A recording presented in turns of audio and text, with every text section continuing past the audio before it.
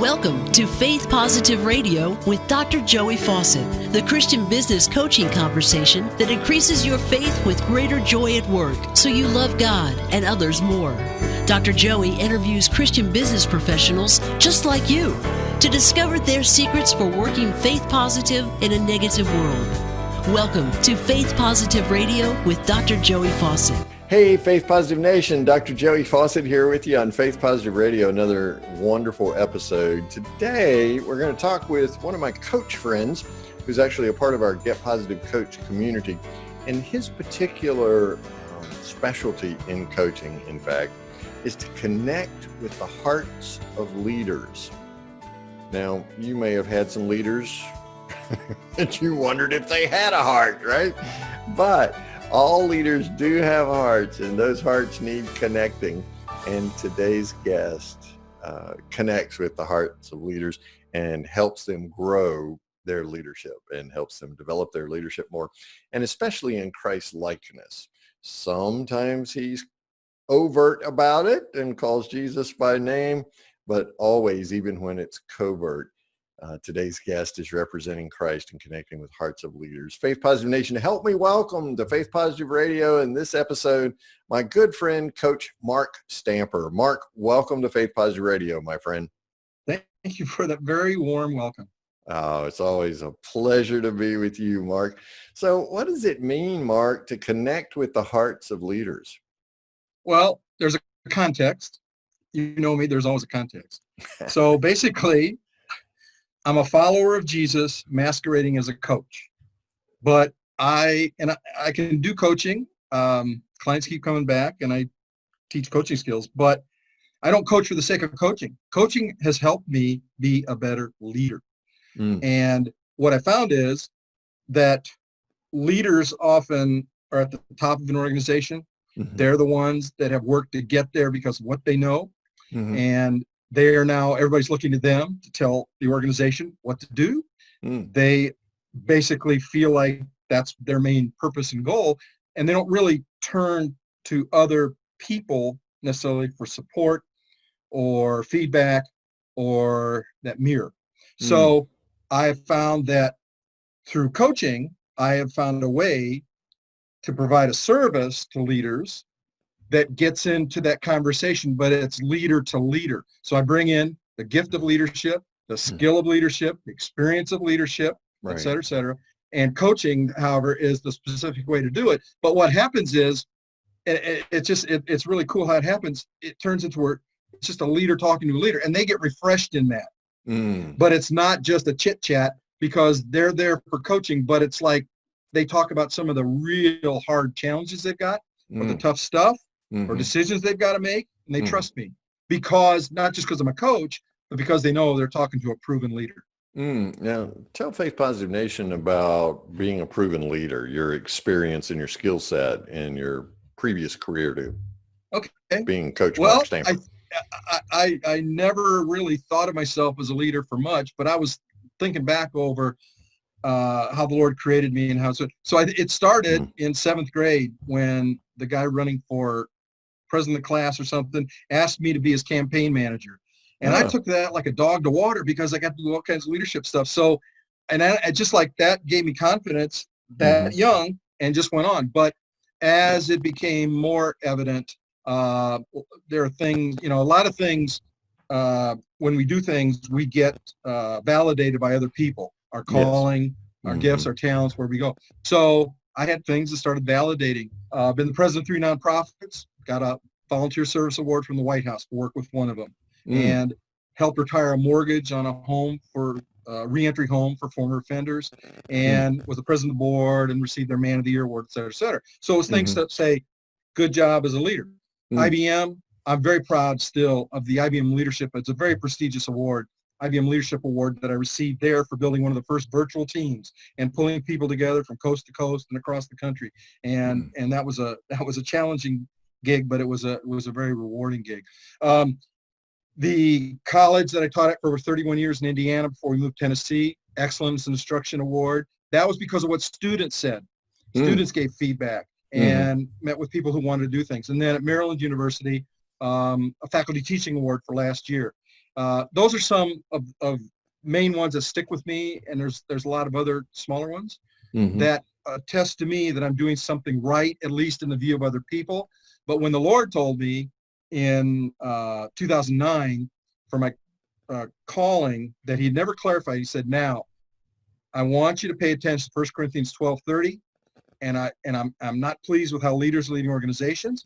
You guys are running out of time, so I want you to connect with the heart of the leader so that they trust you to coach them to find their most excellent way. And if you look at that chapter, it gets into the gifts and love and that is a big part of it. But he said to find their most excellent way, which is based on my principles. But I'm giving you a principle here, not to say go into that chapter and teach that, but use your leadership and now your coaching skills. That's what it's on today, to reach those leaders and help them to, for themselves, calibrate their leadership style. And then for others to encourage them to look at doing it if they've already got it going on, but they don't have the confidence. So, and it's been all of those kind of things. Yeah, you mentioned earlier that leaders are isolated, and sometimes we as leaders isolate ourselves, and other times corporations, companies have a culture that really isolates leaders, separates them from the very people that they would lead. How is it that you get invited in to lead these leaders and to coach them as a former leader yourself? And that's, for me, that has played out in the coaching industry, the coaching context. Right. So when I started, I almost quit. I didn't feel I was doing it very well. When you started coaching, you almost quit? When I was going through the training, I just wasn't getting it. And fortunately, the instructor, he grabbed me, pulled me aside and said, "You're trying too hard." I said, I've got to do this right. He says, "You're trying too hard." He said, "Have you played sports?" I said, "Yeah." "What sport?" I said, "Well, I played 1 year college baseball." He said, "Baseball." He said, "What's the secret to hitting?" I said, "You don't hold the bat too tight." Exactly. I've played baseball too. So he said, "Think of it like sand and let it just sift through your hand." And that made a big impression on me. And he said, "Don't give up yet." And I didn't, and I'm so glad I didn't. And then I learned some things and started doing it. So as I was doing it and got opportunity and doors open, I built it upon the first ICF competency, building trust and intimacy with your client. And I spend all the time in the world building that trust with somebody, and we don't move on till I feel that's in a good place, where I feel really the other person is trusting me. And that is what has allowed those deep, those private, those personal conversations where they invite me into their personal space. I'm not talking geographically, but into their heart and their soul. And when they share that stuff, they trust you enough to share what's behind the wall and the facade they have. It's where I call the magic of coaching happens. And oh my gosh. And we just go on. And I've dealt with vice presidents, and I've dealt with people who want to be first line managers, second line managers. Most have been IBM, but also outside of IBM. And that trust is what has caused them to then be willing to let me create a space for them where they either go after a goal or find balance or deal with some tough challenges in their life. Wow. And you actually, after you decided to stay in that coach training program, right, you actually went on to achieve some distinction as a coach within IBM, because I did. You remember? You were the leader of the coaches for IBM. Listen to this. So I started, because I taught marketing at one college, the IBM community coaching community practice, which Jane Creswell started. Yes. It's another story, me tracking her down. But that started that. I started helping them with some marketing, and then was in leadership. And then the leader that came to me and said, "Mark, I'm retiring from IBM, or I'm leaving IBM." I said, "What? Stacy, you're leaving IBM?" She says, "Yeah, I'm taking a position with Ernst & Young as an executive. I'm going to get to do full-time what we don't all have the opportunity to do at IBM." And I said, "Oh, great. I appreciate you calling me." She says, "That's not why I'm calling. I'm calling to say goodbye." "Yeah, I want you to take my chair." I said, "Me?" Says, you're the perfect. So I took that chair, delayed my retirement. And so now I'm the leader of the IBM coaching community practice, 500 worldwide coaches. And I am getting access to and having those from corporate, IBM corporate HR, leadership development. They come to me. I'm interfacing with them. I get to know them. I'm referring coaches for work and building visibility and really helping IBM with that. And that very unique experience, and I'm glad I did it. So so I guess you're glad you stayed in the training.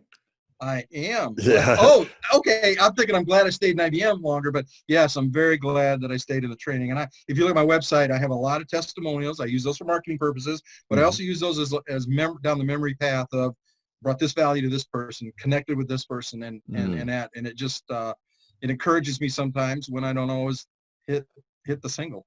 Yeah. Well, we always want to know that we're making a difference in somebody's life, and that seems to be really important to you, that you're making a positive difference in someone's life and connecting with the hearts of leaders. You mentioned earlier that you always in every coaching relationship see yourself as a representative of Christ. How does your faith shape your coaching? The Lord was very patient for me in that. It's like, I think I'm so smart sometimes, but I was pretty dumb in this, that I compartmentalized my spiritual from my work, from my sports, and figured, we're going to give I gave full focus to everyone in their box. Right. And the Lord would just, okay, we'll just help straighten this out if he spends time with me. And so the line, over the years, just try to short this out, the line started blurring, the walls came down, and all of a sudden, I think when I said, well, Lord, I'm going to change my marketing strategy from trying to have a contribution model to give some extra money out of my business to your work, or to maybe volunteer some way, to eventually, Lord, it's just all yours. And so that's how I now approach everything. It's all his. Every day I pray, help me to be faithful today and help me to be ready. Because I've had people come across my path, leaders come across my path in a sauna, on a bus, just different places, or call me out of the blue, referred to me. So I'm always wanting to be ready. And I am ready as a disciple of Christ. And I think that is really where the Lord got my mindset, my soul set, and my spirit in aligned with his will, that I then became ready, that I'm now working on starting a coaching program in our church. And I would love, and it's about discipleship, and I would love to be able to use coaching and help others use coaching to help those that want to disciple others to first be the disciple and then really disciple others through coaching. Coaching to support it, not as the main actor. So you were really siloed previously, and that's what I hear you saying. You were tipping God out of your business. What was your experience? It sounds like you had a transforming moment in which God spoke to you and said, Mark, I want it all. I want your entire business. It wasn't any big aha moment. It was a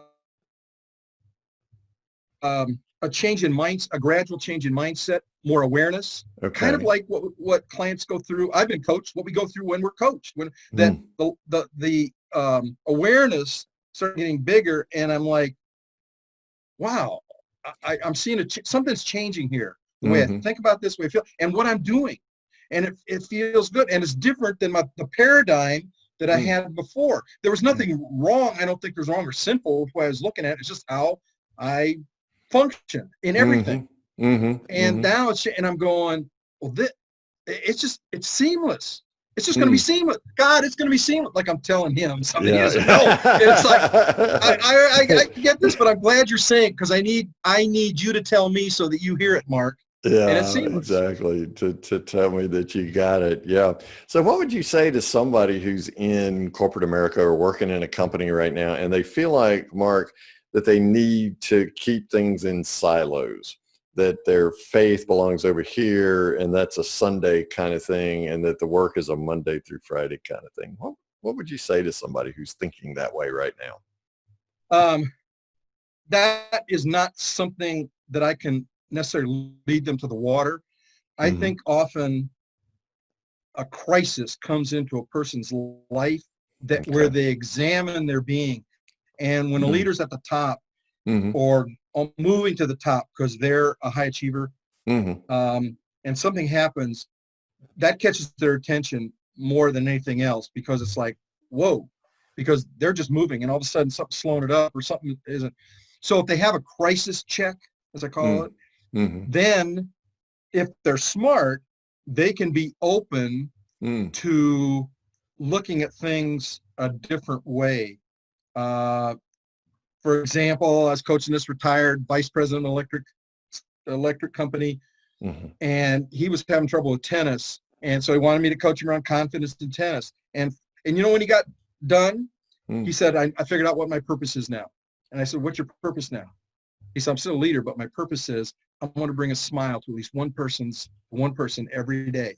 Now I shortened so I hope a point is made there. But that's what I've seen, where when people, whether they're separate or not separate, or they've got this world okay, but this world's not, or things are hidden or whatever, when they have that crisis moment that stops everything, like having to go to the emergency room, whoa, right, and then they're like, something's wrong and I want something right, and they get smart about themselves, and they get selfish, which is really self-responsibility, not selfish. Then they can be open to things, and God works through circumstances. God works through other people. God is always about people. And so, at least just my meager experience, sometimes I'm there when somebody needs it. And then if I build the trust, I help open up awareness, mindfulness, and then all of a sudden they go, I get it for myself. And now it's going to be different. So it's not that they break down the walls through a project or a task. Their internal culture starts changing. I mean, I go deep with my coaching.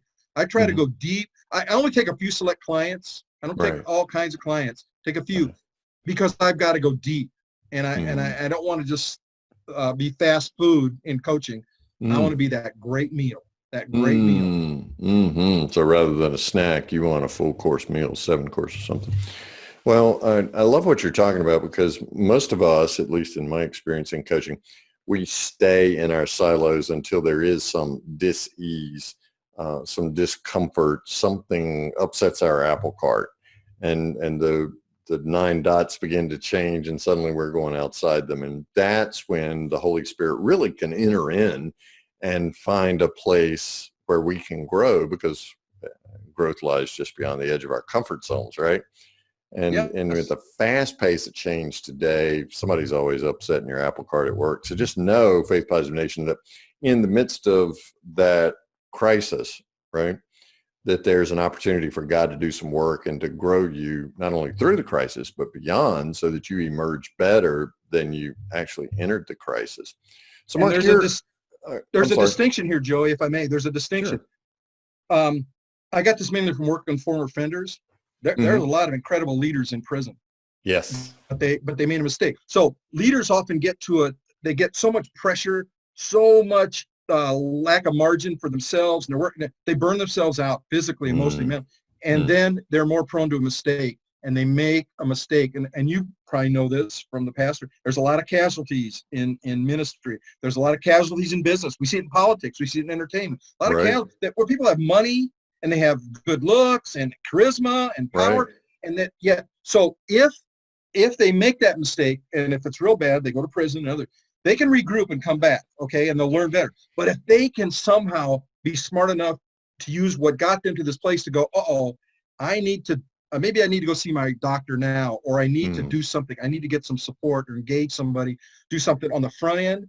Then they can invest in themselves in a way to prevent dropping off a cliff or something. Or if your body takes over, your body will say, okay, you didn't want to pay attention, I'm going to crash you right now, so you can get some rest. I'm going to make you pay attention, right? Make you pay attention. Sorry to interrupt. No, that's a great point. So there are all sorts of feedback mechanisms that God has built in, Creator God's built into our bodies that help us understand what's going on.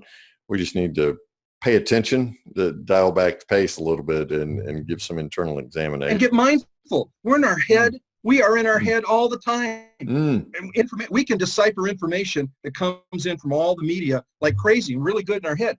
Right. But we don't have to pay attention. What is our body saying to us? We'll put some caffeine in there and what's the big Red Bull? Yes, up. And our emotions, we don't touch base with ourselves to check, how am I doing? Do I like myself? And so we push all that aside, and we're just running with this. And then it's no wonder if we paid more attention to be mindful what our body's saying and what our feelings underneath the emotion are saying, we would do ourselves a whole lot more service to ourselves. And we prevent some of that stuff.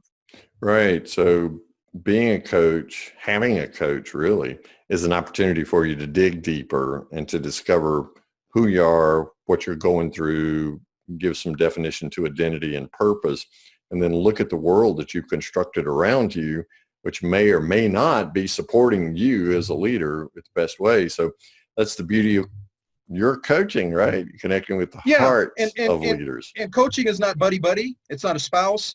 And, a lot of friends will just, oh, I'm so sorry, and you're so great.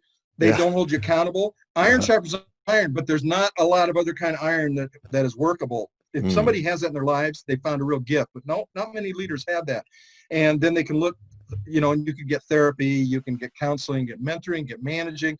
Sure. But coaching is a whole different kind of mentality, because all the other kind of support vehicles, including research off the internet, points at what you're trying to find balance for or achieve this goal. Coaching focuses on the person, and the person is empowered for their own lives, and they get, and when they are experiencing self-efficacy, I don't care how much talent or skill or experience they got, when they have more self-efficacy with things they're challenged with, oh my gosh. And then when these leaders get it together, what then they can accomplish in organizations, it's incredible. Oh, wow. So as a leader of your own company, what are some of the challenges that you face as a Christian business professional? And I've got my whole company with me here today. So you're a solopreneur. Okay. I am a solopreneur. Which carries with it its own set of challenges, right? It does. It does. Big challenge is when things are going really well and I'm charging and I'm busy. I spend priority time with God every morning, but it's throughout the day. So it's paying attention as a Christian, paying attention to the Holy Spirit, who sometimes just speaks in that still small voice, or just, he doesn't yell at you. And so for me, when it gets, and I'm great when I'm on top of the world, or somebody's telling me, boy, you're helping me right now. Oh, I can emulate Christianity all day long. But when things aren't going well, or I'm not sure I can get this done, or I'm feeling pressure or stress, then that starts to crowd out the other. And now I'm tempted to complain and grumble and gripe. I'm tired of this manna. I'm tired of this situation. And so what the Holy Spirit says, what do you say?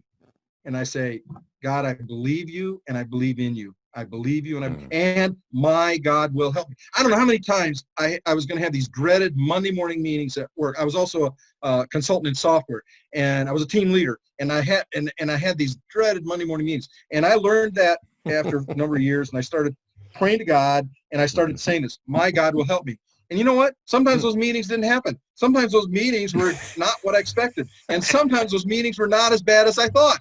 Sometimes, they'd take a finger, or they'd want to take a hand from Stanford, but not every time. It was very minimal. And so believe God and believe in God, and my God will help me. And that also comes from Proverbs 14:33, one of my favorite verses.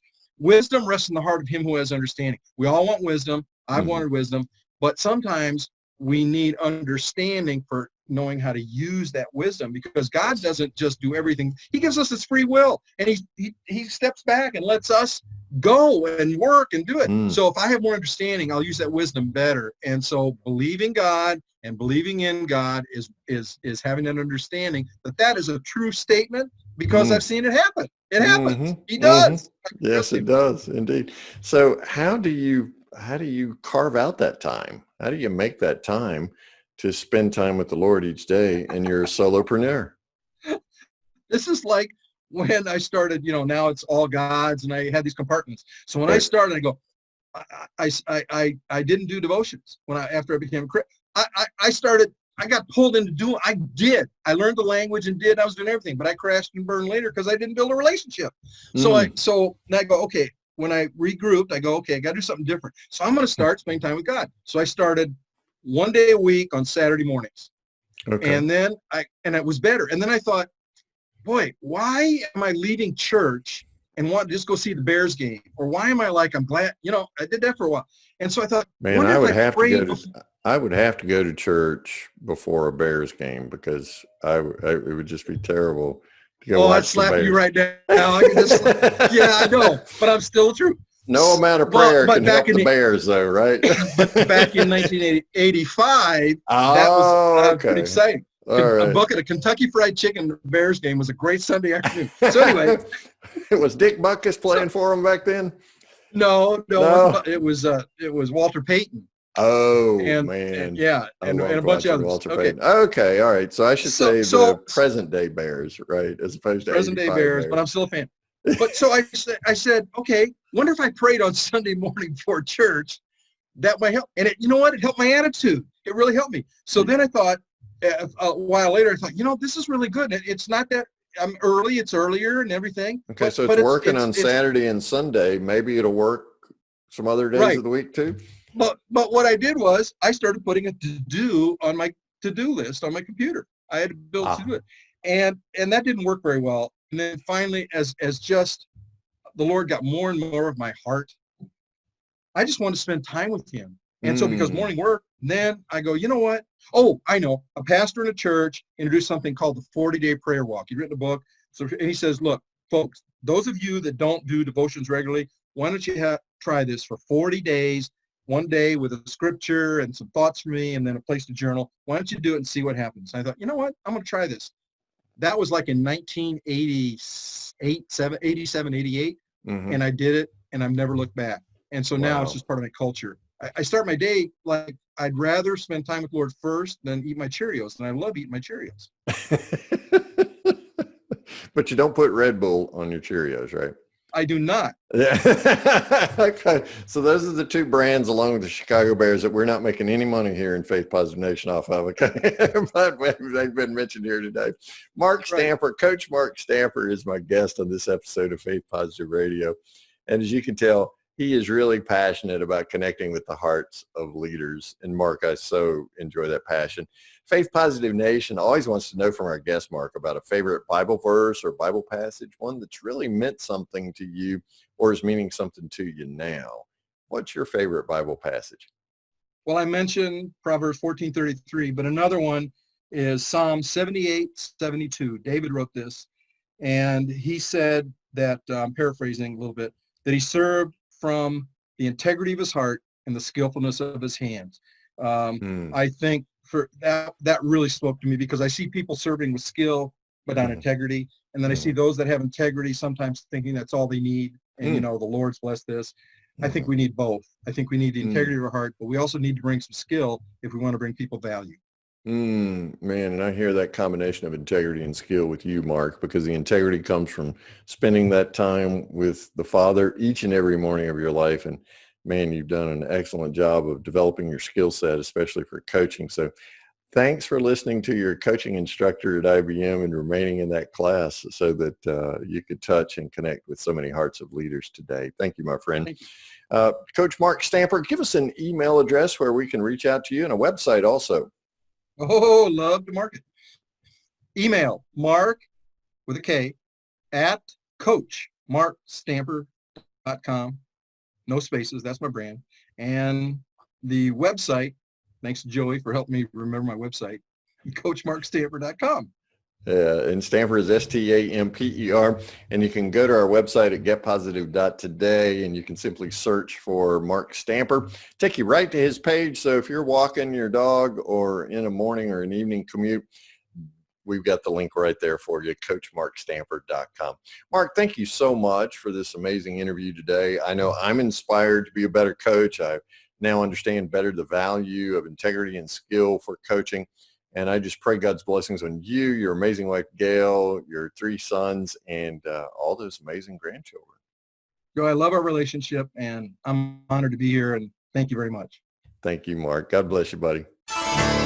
Thanks for listening to Faith Positive Radio, the Christian business coaching conversation that increases your faith with greater joy at work so you love God and others more.